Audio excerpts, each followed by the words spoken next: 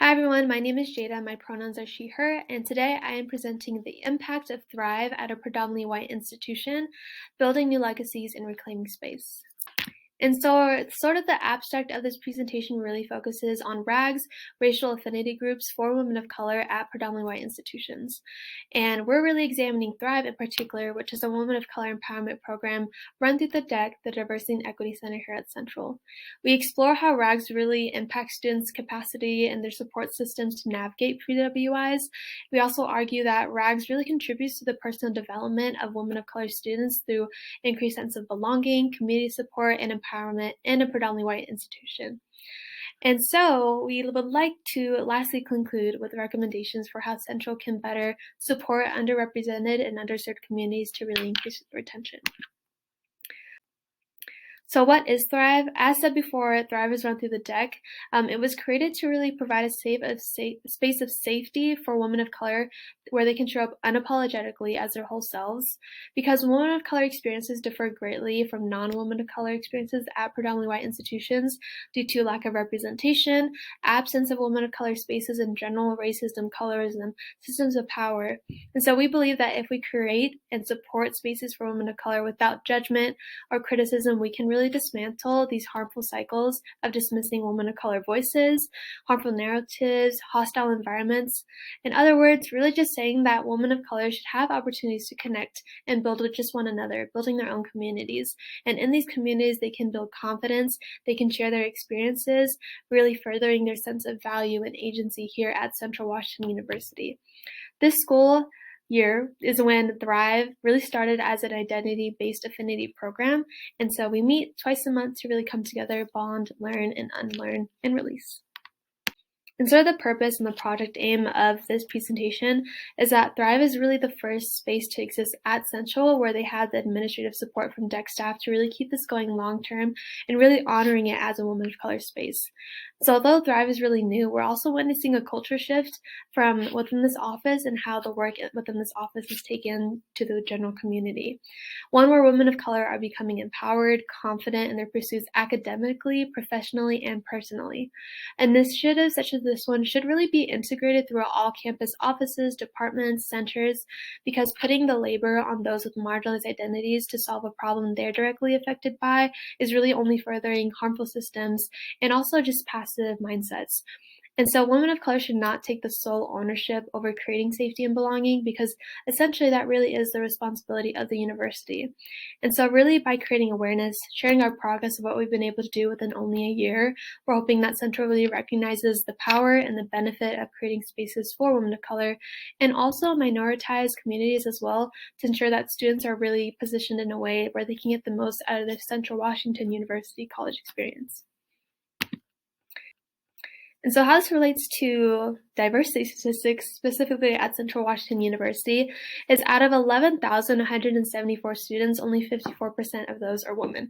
I mean, 54% is a really good stat, actually. It is majority, but of that 54%, only 22% of women of color, and of that 22%, only 49% or 49% of that 22% are Hispanic women.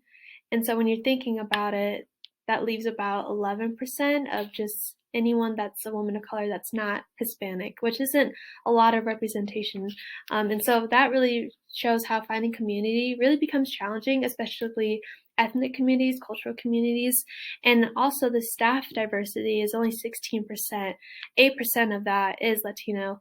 And so that's also showing again, it's really hard finding mentors for students to resonate with, and also relationships and partnerships for other faculty and staff to come together as well, to be fought for, to be understood, to just find people that resonate with you.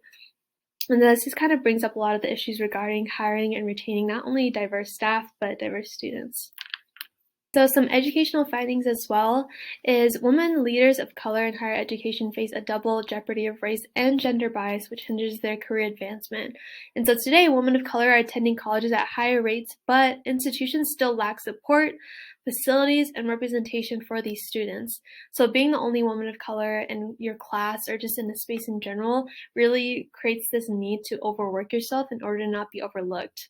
And so many women of color students have to resort to survival mode and code switching, where they feel like in order to avoid hostile environments or try and cope with them, they have to become palatable in something that they're not. And this really ties into how they enter the workforce leaving college and university life. According to a 2021 survey, 1/3 of women of color who are currently employed plan to leave their employees in the next year. 1/3. And the top reasons for this is burnout. We can see how sort of the burnout that you experience from university life of trying to prove yourself kind of goes into sort of work field, and then also just a different career, greater purpose, finding places that feel like fulfilling, that feel like you are valued, and also salary and benefits, because it is very well aware that women receive less of a pay from their male counterparts, and that only gets worse for women of color. And so what we do at Thrive is we coordinate biweekly gatherings for women of color on campus with a mission to foster an inclusive space, cultivating leadership skills, practicing radical self-love, and healing through unpacking systems of oppression. So really trying to find ways to solve a lot of those educational findings that we talked about earlier, developing interactive activities related to empowerment and embodiment, facilitating bonding activities to develop trust and spark a lot of connection, and especially creating ongoing support networks for personal and professional leadership development. And so we center also a lot of conversations involving women of color experiences to the broader CU community to raise awareness and also to increase a lot of the investment in women of color spaces. We do this by social media posts, email blasts. We have organized campus-wide Women History Month events. We did a display 2 years in a row. We've done a video series talking about intersectionality and also a women's march. We also create relationships and increase involvement with women of color staff and faculty so students have a mentor to go to. Sort of our results that we've been able to gather is we have 3 sort of methods that we focus on a lot, which are evaluation cards, a feedback form, and presence code. And so our evaluation cards really focus on measuring, I feel confident claiming space as a woman of color, and I feel connected to a woman of color on campus. These have been 2 consistent questions that we have been asking our members to kind of evaluate on a spectrum from 1, not at all, to 5, exceed expectations.